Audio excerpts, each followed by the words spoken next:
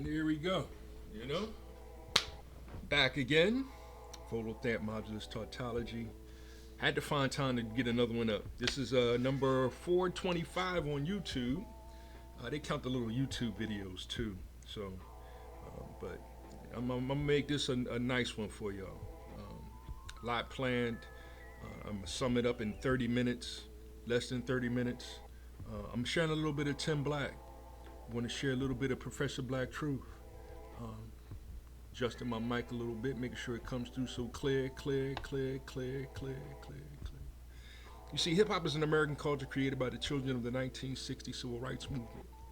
So that's what I'm doing right now. I'm performing hip hop for you, and I mean, there it is. As simple as that, right? So I gave this a title. I'm gonna get into the habit of giving titles to these pieces or programs. I like to call them programs, as opposed to shows, because it's not a game show, yo.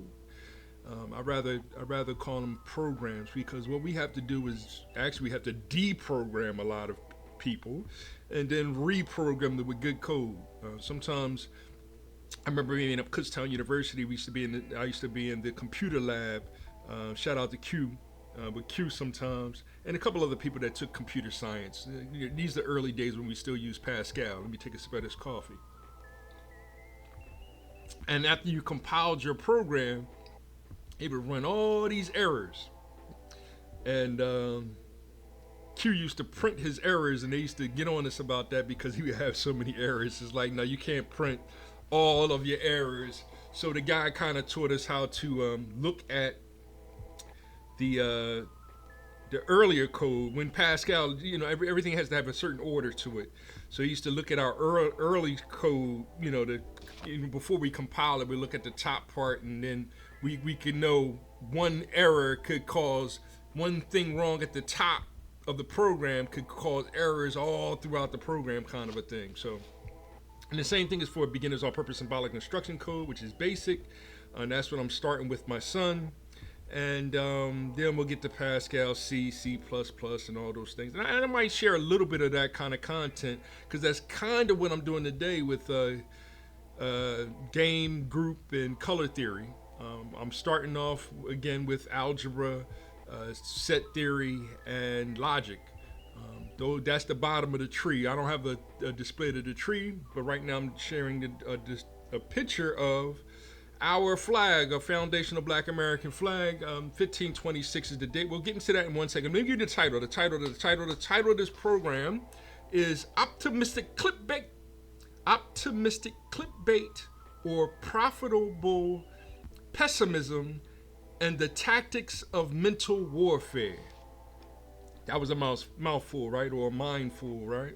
Or brainful, or earful, right?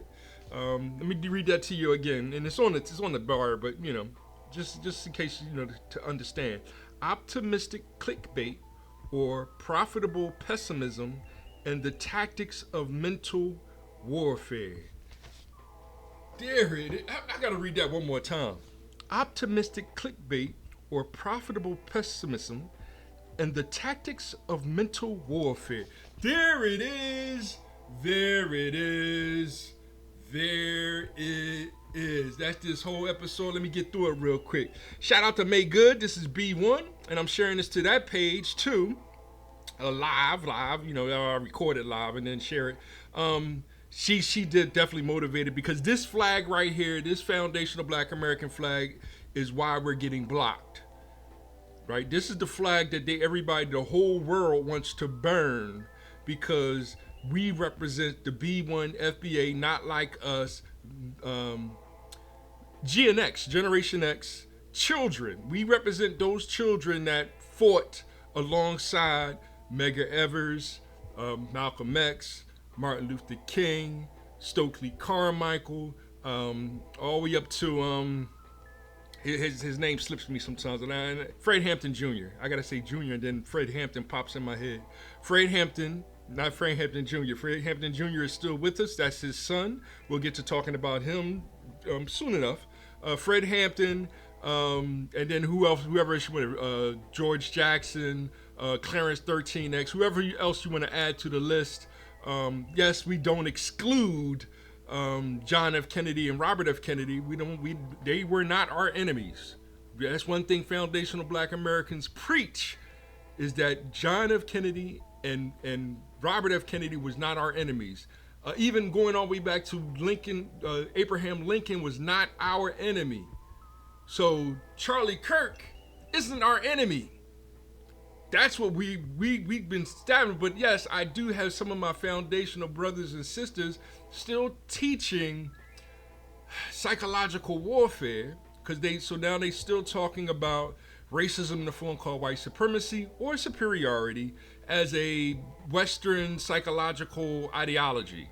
And then we get into Sigmund Freud and how he was a crackhead, and we don't feel like talking about all of that, because that's what they try to use against us as quote unquote reverse racism. So that's why whenever I say foundational Black American, 1526 is when we had our first revolution against the tyranny of colonialism. The enemy, quote unquote enemy, the white people that, no, we weren't the bad people. We weren't the bad guys. We weren't responsible for slavery, enslaving. You're like, all the liars, right? They feel a certain way. And then hence they don't want to pay reparations for the tragedy or what they did to us and what they're continuing to do to us, because they are putting other minorities ahead of us, and that's the problem. I gotta check my time because I could rap on for days about this. 6 minutes. All right, I'm doing good. All right, 6 minutes in. Another shout out. So May Good, how you doing, sis? I'm gonna get this on your page, and make sure you share it and like it for me. And I don't know if you make sure you subscribe to my YouTube channel, because I'm gonna stop putting all of my stuff on Facebook, and I'm gonna start just putting it on YouTube, because I gotta grow the YouTube up. And shout out to Lyle S. Charles. He became our 75th subscriber. Woo! So now I'm at officially 75 subscribers. 25 more, you subscribe. I will subscribe to your channel, and that puts you in the early drawings for the future giveaways that we're going to have once we get into, catch up to Zach Scott, who's at like 5 million subscribers. I am going to do a little bit of gameplay today because I'm a gaming channel. So that's why I kind of mention movies and stuff too, because we're about movies and things of that nature, and that's what we're about to get into. Let me switch it up right now, right? Because that's what we're about to get into, the Matrix. You know what I mean? Because that's what we're experiencing. So shout out to Lyle S. Charles. And there it is right there. I'm staying on topic. I'm still talking about Eric Adams, the mayor of New York, who's about to get fired, and Brandon Johnson, the mayor of Chicago. But I'm going to let other YouTubers talk about politics. I'm here to talk about the philosophy of gaming, as part psychology, but we'll get into all that. I'm trying to be as fast as I can. Let me scroll through these real quick, okay? So yes, they claim they're giving you a choice. You can choose either red pill or blue pill. We could say the red pill is the Republicans. We could say the blue pill is the Democrats. But you're not given the choice. That the idea that you're giving a choice is an illusion, especially when you're only given, quote unquote, 2 choices. You have no choice. You have to do what God told you to take. Which pill did God tell you to take? The red pill or the blue pill? Right? For each person is different. But for black people, instead of 50% taking red, 50% taking blue, which would be a natural thing to happen, for women, they saying 92% of the women are taking the blue pill. And so hence 8% of the men are taking the red pill. That is a lie, right? That's a lie. More than 8% of the men are taking that red pill. That's the part that people are not understanding. More than 8% of men are taking, black men taking that, or whatever. Well, actually, that would be black women. They say only 8% of the black women are taking the red pill. It's way more than that. It's more than 8%. There's a lot of women that just don't vote. There's a lot of women that sat on the couch and was like, nope, I can't vote for Trump, so I'm not voting at all, right? Because they, we have been conditioned to take the blue pill. They saying the men is like 85% or 83% took the blue pill, and hence 17% took the red pill, right? But it's higher than that. They're excluding a third group, the people that are independent of, I'm not taking either pill, I'm out. They're not representing us as this choice, quote unquote. All right. So we want to get into a little bit of here's a little diagram, right? And it says here, what does it say? By his words, an evil person can destroy his neighbor, but a good person will escape by being smart. Okay, that's a proverb. I'll look up the proverb and share. My fault, I didn't mean to, plagiarize, but that's from the Bible. It's one of the proverbs, and what you're seeing is a drawing of two items being in a set theory, in a Venn diagram, right? So it is showing the actual drawing of the two circles, the line in between the two circles, et cetera, et cetera. What I want you to notice is that one of the circles could be macroeconomics, the other one could be microeconomics. Hence, they're not exclusively, but they do share something in common. And that middle common point is called the viscous piscus. But we'll get more into that. I took this picture from a book that I read. It's called what's the name of that book? How to Create the Universe. What is that? Michael Snyder, I think his name is. I shared this book before, but I took this straight from his book so that I'm not plagiarizing. Where he's the beginner's guide to constructing the universe, where he uses abstract geometry, not abstract geometry, what's a better word? Sacred geometry. He's using sacred geometry to draw, show how geometry is throughout nature, and how we can analyze, life through that kind of aspect. Very good book. I do borrow from it a lot. But that's where I got this from right there. All right, and this next one comes from there too.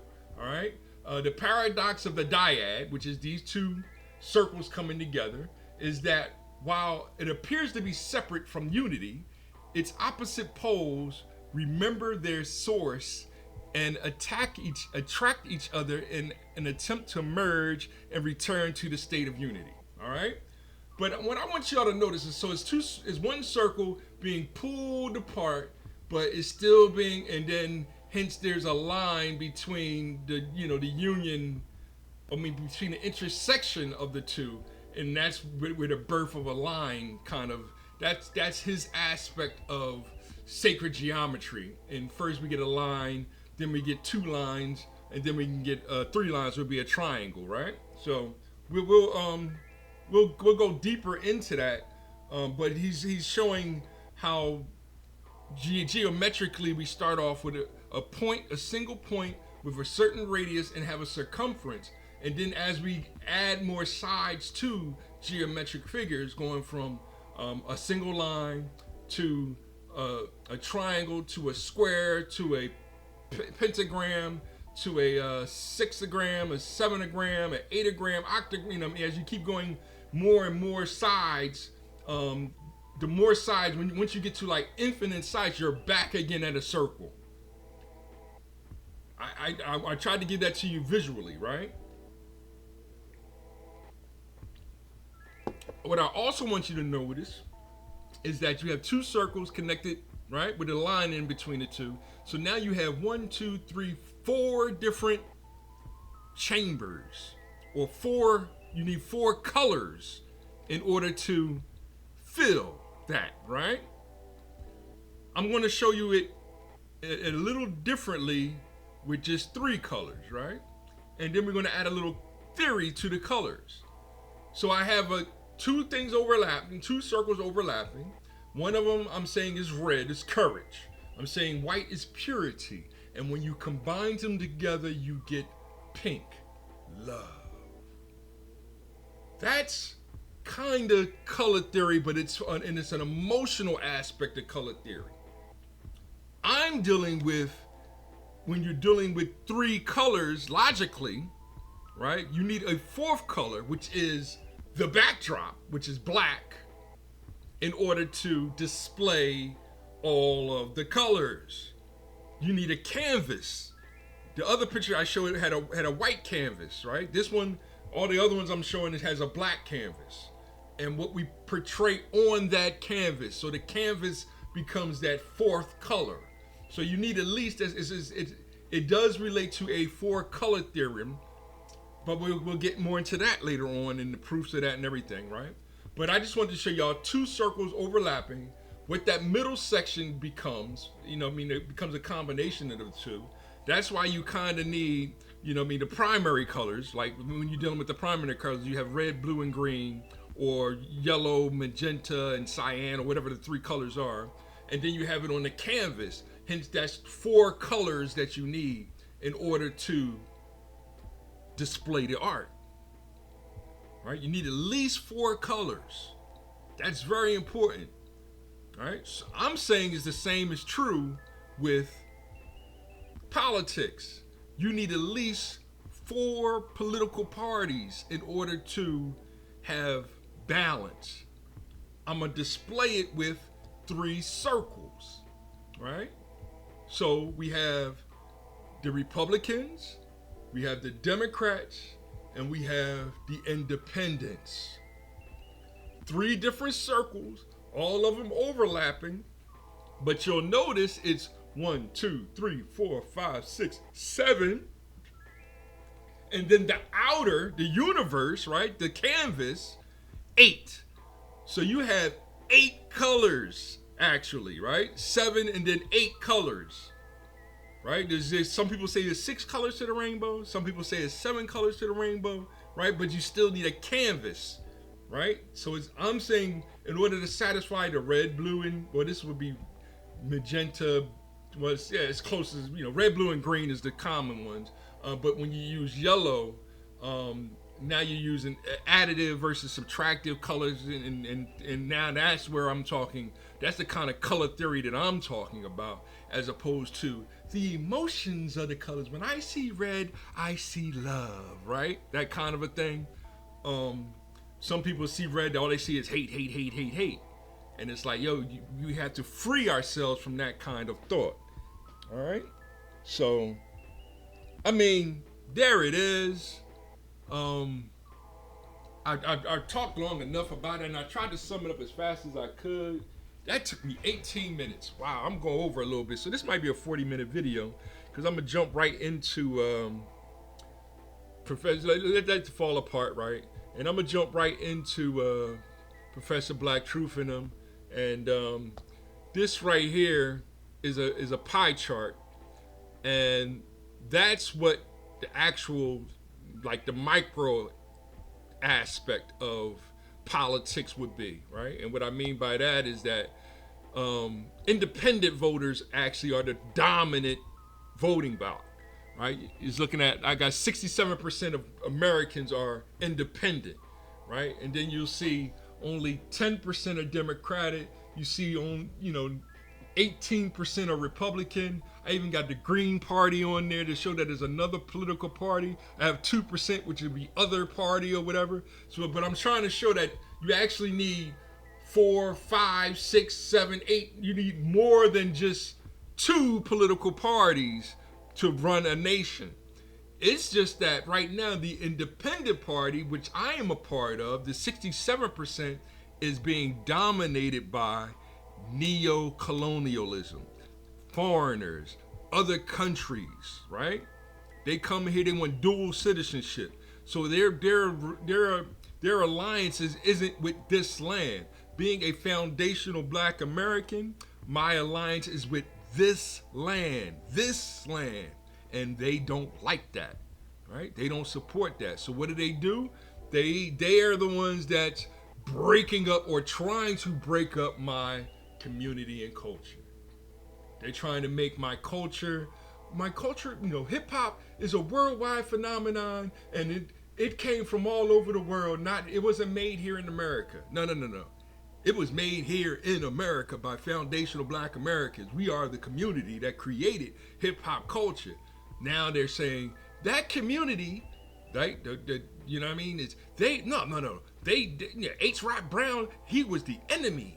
He's the problem. He was the problem, right? And it's like, I didn't even mention H. Rap Brown, right? I mentioned Malcolm X, right? But there's a whole bunch of names I can mention, but those are the names that they want to erase from history. They want the Little Nas X's. Let me switch my screens up a little bit. Switch my screen up to let y'all know I'm gonna change it up to the actual videos. All right, and then I'll be back. But like I was saying, they want the H. Rap Browns. They want rap music to be right. So they really don't want Kendrick Lamar, because Kendrick Lamar is actually teaching it the right way. They want Lil Nas X to be at the front. They want Funny Bunny or whoever this new dude is for the what's the name. They want them to be the forefront of what hip hop culture is. So they're trying to separate the culture from the community and have us point at our own culture and say, that's bad, that's evil, that's the problem. And it's like, no. That's my family right there. That's Big Daddy Kane. That's Rakim. No. Those are the GOATs, right? That's KRS-One. That's, I'm going to share a video where they're going to talk about some of them, right? But one thing at a time. I'm gonna jump right into the videos because I'm going over my time, but I knew that was gonna be a little long kind of presentation. I hope y'all kind of understood. Any questions, put it in the things. Like, subscribe, share. It's like I said, it's been a while since I made a video, so it was good that I made this good long video right here, and then jump into other things later on. So here, let me cut the music, and then I'm gonna cut on the what's the name, and I'll cut my mic off. And it'll pop right on real soon, okay?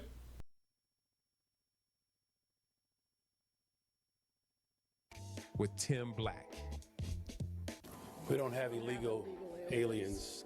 I don't know if that's from some sort of sci-fi message that you wish have had. Well, listen, the legal term for my people were slaves. You want me to use that term too?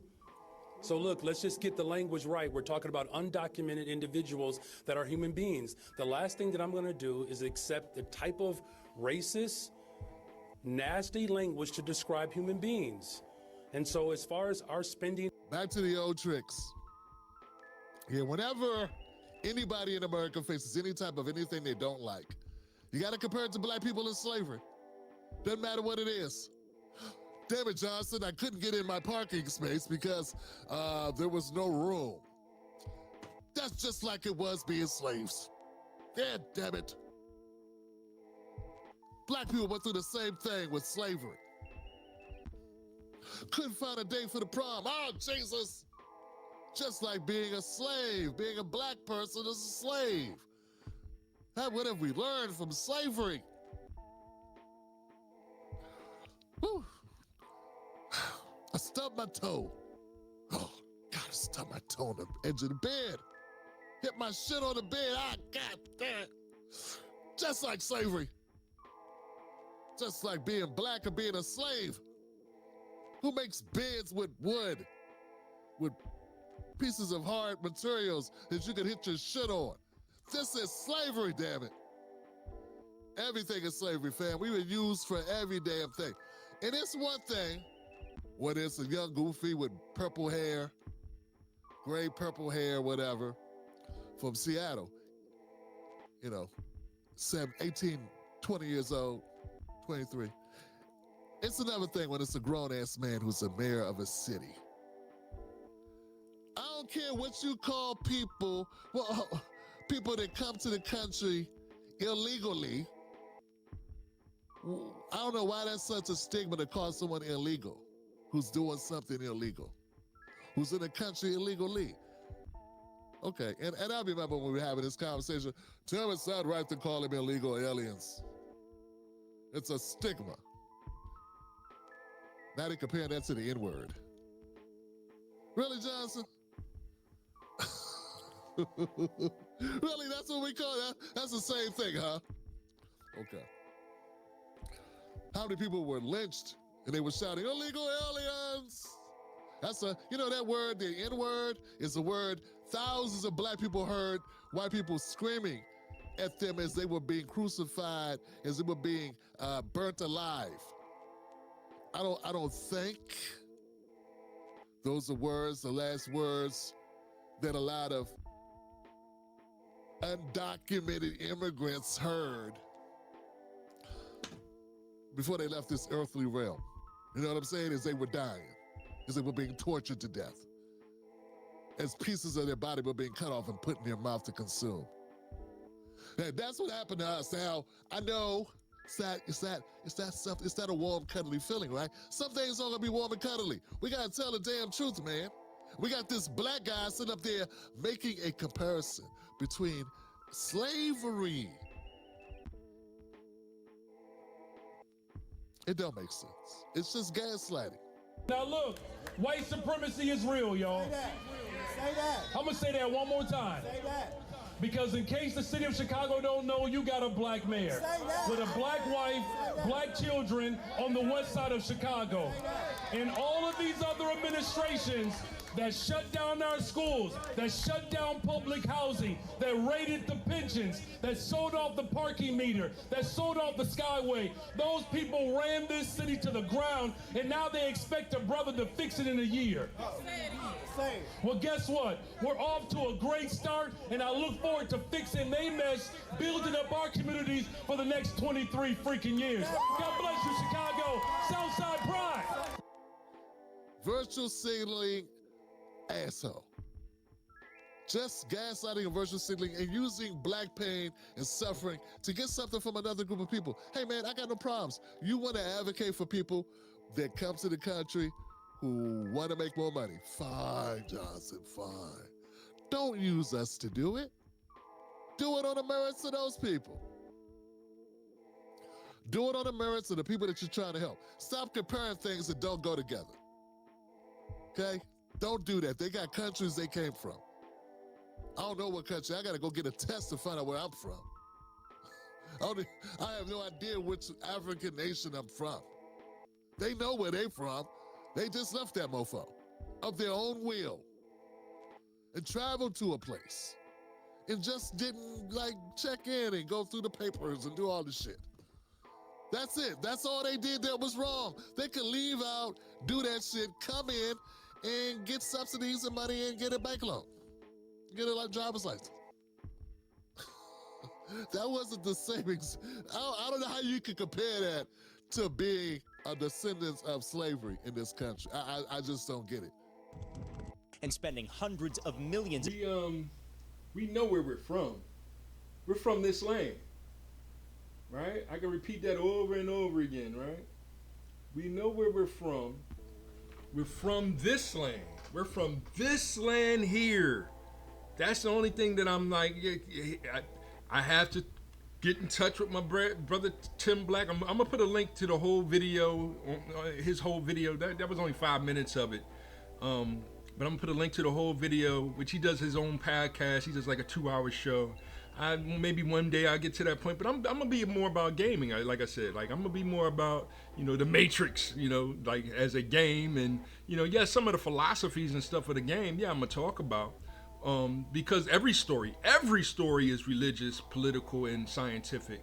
Yeah, that's just me keeping it real.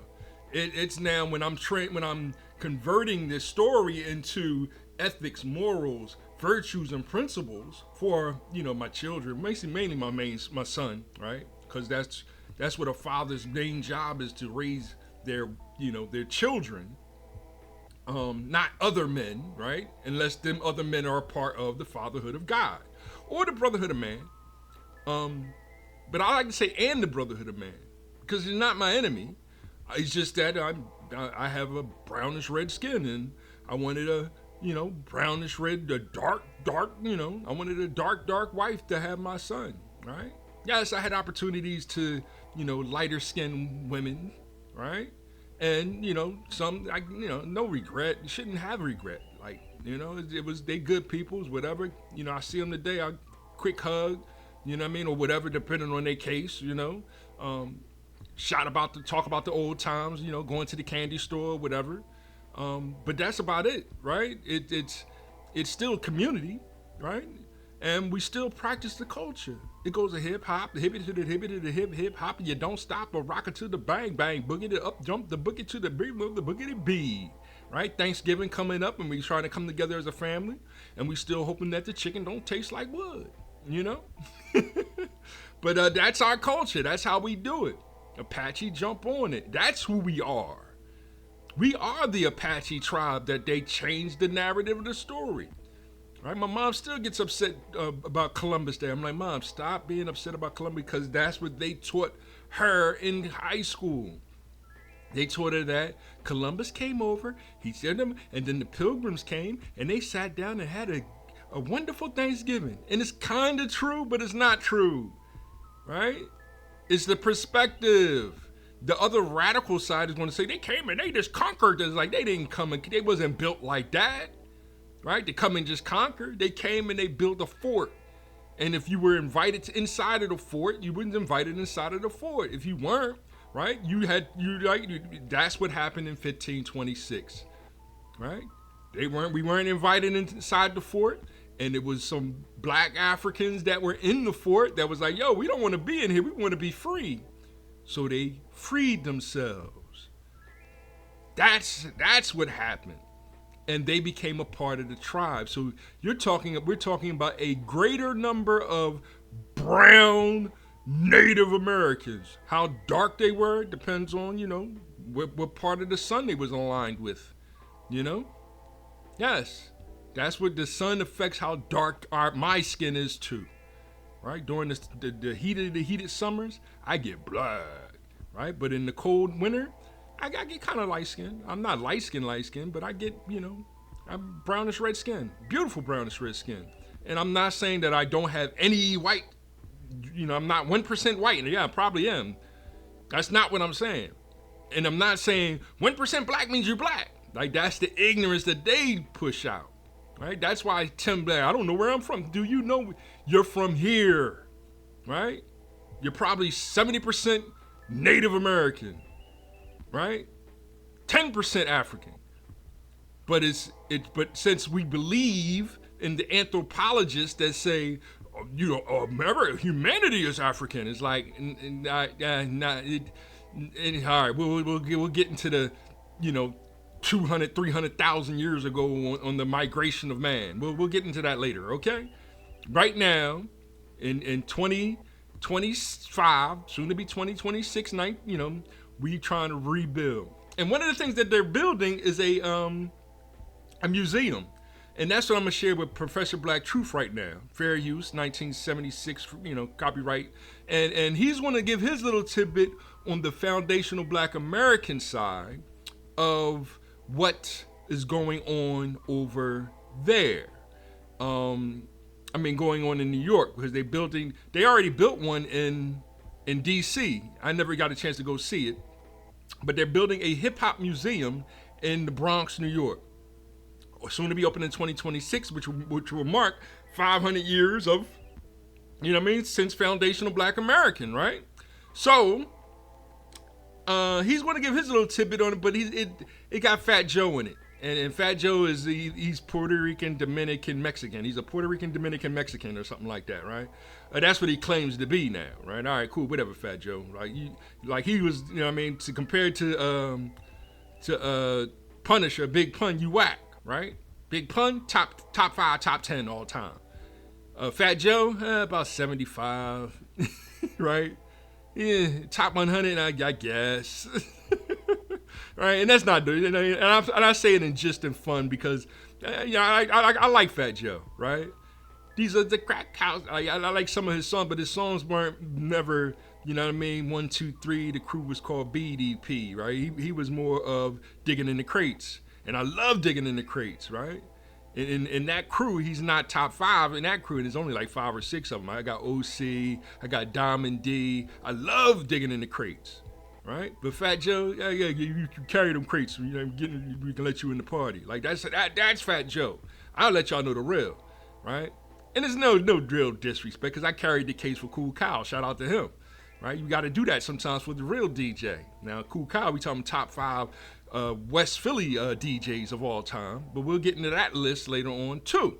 All right, so here I'm gonna jump into that video, and then I'm gonna be out because I already overran my time. And I hope y'all, still checking it out and all that good stuff. I'm gonna mute my mic and then the music and all that good stuff. And let me do the music first, and then my mic, and then I'll jump right into the video. A museum doesn't do us any good if it's going to rewrite our history, if it's going to downplay, if not outright eliminate, our actual contributions, which have been there, and instead decides to make up a phony everyone of every color and background was their narrative out of this. Because every single form of music that we've ever made, in fact, every form of personal expression that Black people have ever given rise to, always gets lambasted and always gets demonized and pejoratized as being primitive, as being backward, as being, well, jungle music if it's Black music. And when it comes to Black writers or any form of prose, that's always looked at as being just an extension of some sort of inferior culture. That's the way that we always get typecast and typified by the white media. Anything that Black people create, hell, anything that we're even so much as a part of, is always subjected to a hyper-aggressive campaign of demonization and attack. All of this anti-Black propaganda to say anything that these Negroes have made is inferior, and if you like it, you're inferior too. There's something wrong with you. That's what they do at first.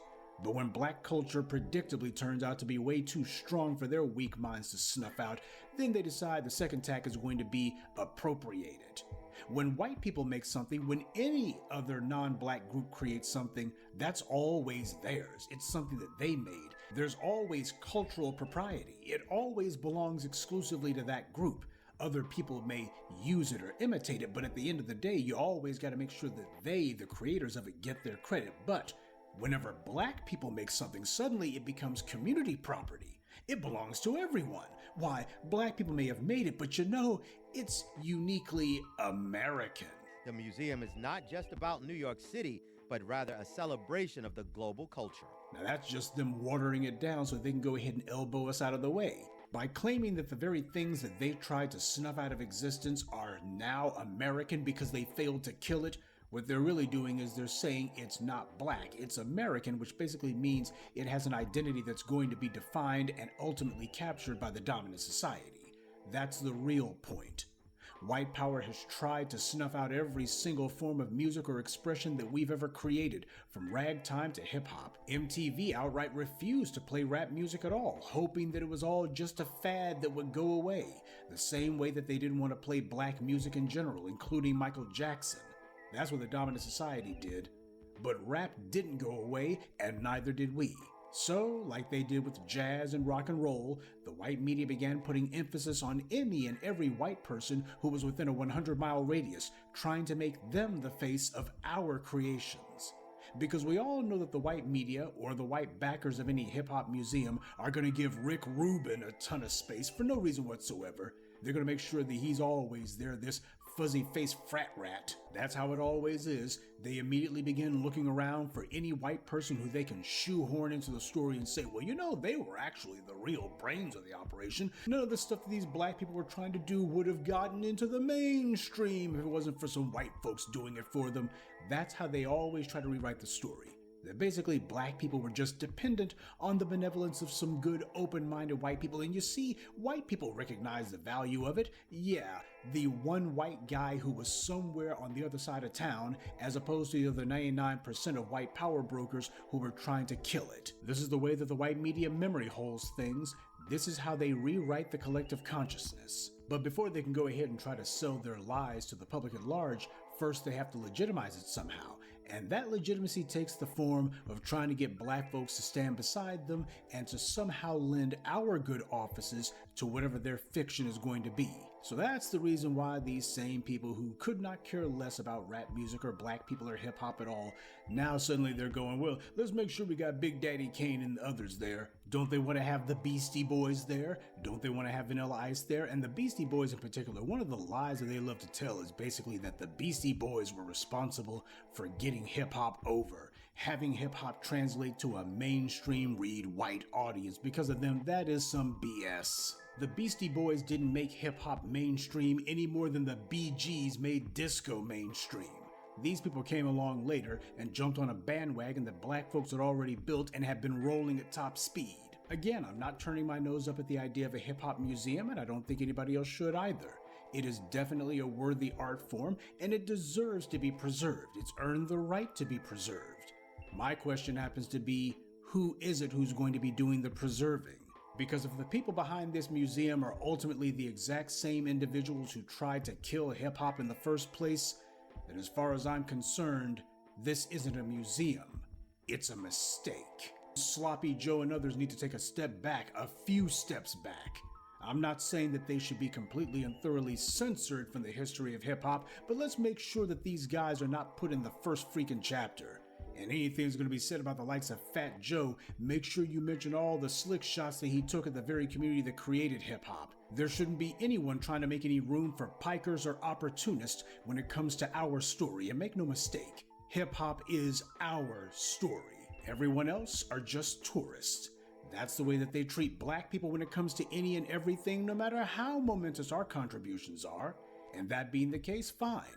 When it comes to the things that we've created, everybody else better know their place, and their place is going to be tourists. We are the stars of our own show, and the limelight must be ours alone.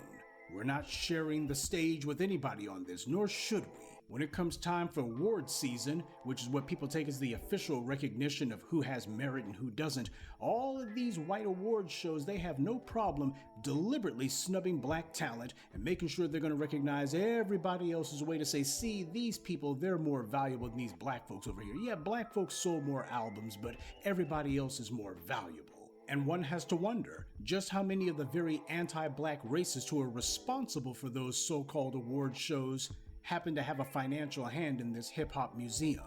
It's a question that needs to be asked. Because if these same anti-black forces think that this is going to be some sort of last ditch for them to write themselves into our page in history, we're going to tell them exactly where they can get off, and there won't be any half-stepping about that. Good day, and be one. Bars, yo. I love Professor Black Truth. He the truth. He the truth. He does go a little overboard, but he is the truth. He was on point right there. You know, kind of summed up a lot of my feelings on it. Let me turn this music back on a little bit. That way I have a little bit in the background. And should I zoom in? I might as well zoom in. Let me see. The music playing, and I'll zoom in. And when I get a good controller, I'll be able to do that and boop, boop, boop, boop, boop, boop, boop, boop, like, you know what I mean, and animate it how I want to animate it. And I'm already over. It looks like it's gonna be a 45-minute video. Piggyback off what it was right on point, because that's what they build. This is his name. Tariq Nasheed builds a museum in California, and all they do is attack it. Right, African Americans, they attack him for building a African, a black museum, because it goes against the African American narrative. The African American narrative is, you're from Africa, you're a descendant of a slave, you came from a slave boat in 1619. That's bull. No. Most of our lineage, most of our genetics is tied to the blood that was spilled on this land here called the United States of America. Yes, is Busta Rhymes a anchor baby? Kinda. His parents came, they had a baby. They ain't call him, I don't even know. What's his, Clifford, I think his name is. But Busta Rhymes, right? And Chuck D gave him the name Busta Rhymes, right? So I respect Chuck D. I respect Busta Rhymes. Busta Rhymes, he's top 5 worthy. When I talk about Rakim, I'm talking about Busta Rhymes too. Obviously, y'all don't be listening to his albums. I mean, genius, right? So I give Busta Rhymes, Big Daddy Kane, Rakim, KRS-One respect, Black Thought respect, right? And the Black Thought, I had him in the backseat of my car. I almost battled him one day, right? But he's top 5 too. He gets that kind of respect. I ain't gonna bow before him. I'm gonna tease him, like, yeah, you was in the backseat of my car with me and my brother, Ill Production. Shout out to Ill. Ill Production is always on top, right? One of the top 5 producers in the world, right? And we working on some stuff too, but I can't give up all the information, right? All I can do is share this little bit right here. Just like, subscribe, share. More information, more knowledge, wisdom, and understanding is coming to help y'all achieve freedom, justice, and equality. Yes, I wanted to talk about ogre battle, so I got to make a separate video on that. Just talk more about gaming instead of the religion and politics and science of life. How the history comes all together and created what we are today. We love God, we respect the Lord, and we seek wisdom, right? If this past weekend was your Sabbath day, or if today is your Sabbath day, enjoy it, right? Honor your mother and father. That's what we're about. I try to do that every day as well, you know? I might call them right now and make sure that they good. You know what I mean? But then when it comes to the last 5, do not steal, do not kill, do not, right? Y'all can't understand that, right? They got to create constitutions of 25 amendments in order to understand 5 extra commandments from God. I feel sorry for y'all, because we're supposed to love God, our Father, all the time. Hip-hop life. One love, one love. Be happy just to have just one love. As God is love, hip-hop is life. Time is precious. It's holy. It's whatever you make it spiritually or metaphysically. Or y'all know my word, epistemology. Right? Hip-hop, money is nothing more than a 4th dimensional illusion that really doesn't exist, right?